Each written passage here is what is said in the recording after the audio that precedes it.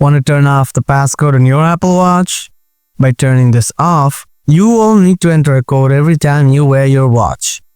In this video, I'll show you how to turn off the passcode on your Apple Watch. So without wasting any time, let's get started. Method 1. On your Apple Watch. Open the Settings app on your Apple Watch, scroll down, tap Passcode, tap Turn Passcode Off, tap Turn Off. You may need to enter your current passcode to confirm. Method 2. Using the Watch app on your iPhone. Grab your iPhone now. Open the Watch app.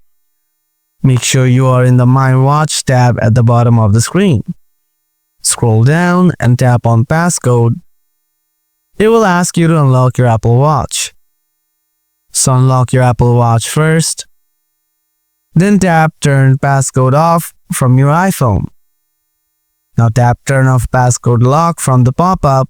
It will ask you to enter your current passcode on your Apple Watch. Look at your Apple Watch screen.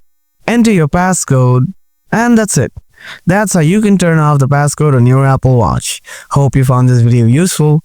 Don't forget to hit the like button. If you have any questions, drop them in the comment section below.